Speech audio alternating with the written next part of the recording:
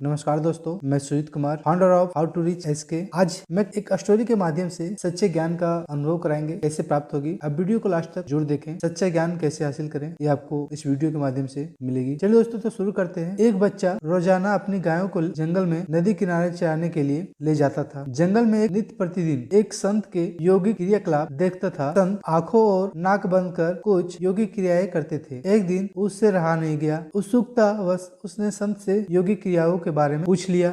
बालक के सवाल पर संत ने जवाब दिया कि वह इस तरह से भगवान से साक्षात्कार यानी मिलते हैं। संत के प्रस्थान यानी कि घर जाने के बाद बालक भी योगिक क्रियाओं को दोहराने लगा और इस बात का संकल्प ले लिया कि आज वह भगवान के दर्शन करके रहेंगे। बालक ने अपनी दोनों आंखें बंद कर ली और नाक को जोर से दबा लिया। श्वास प्रवाह बंद होने से उसके प्राण निकलने की नौबत आ गई। उधर कैलाश पर्वत पर महादेव का आसन डोलने लगा। शिव ने देखा कि एक बालक उनसे दर्शन करने के लिए कठोर तप कर रहा है। उसके हट के देखकर शिव प्रकट हुए और बोले, वास्तव में तुम्हारी तपस्या से प्रसन्न हूँ और तुमको दर्शन देने आया हूँ। बालक ने बंद आंखों से इशारा कर पूछा, आप कौन हैं? भोलेनाथ ने कहा, मैं भगवान हूँ जिसके लिए तुम इतना कठोर तप कर रहे हो। बालक ने आंखें खोली और सबसे पहले एक रस्सी लेकर आया। चूंकि उसने कभी भगवान को देखा नहीं था, इसलिए उसके सामने पहचान का संकट खड़ा हो गया। उसने भगवान को रस्सी से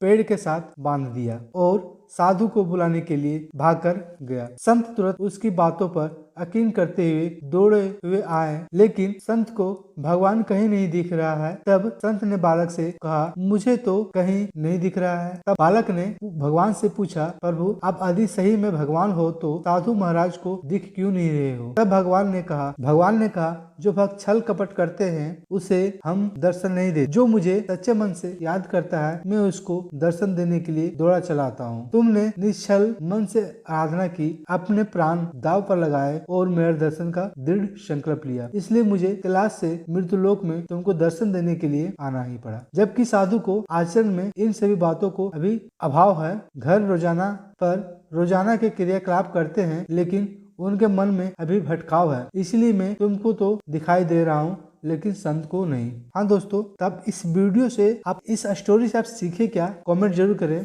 कहते हैं सच्चे मन से अगर हम किसी चीज की कामना करते हैं तो हमें मिलती है। हमारे मन में हमेशा एक गोल होनी चाहिए, उस गोल को लेकर हम काम करेंगे, अवश्य हमें कामयाबी मिलेगी। अगर मेरा मन आज कुछ है, कल कुछ और है, परसों कुछ और है, अगर मेरा मन भटकते रहेगा तो कभी उस चीज को हासिल नहीं कर सकते।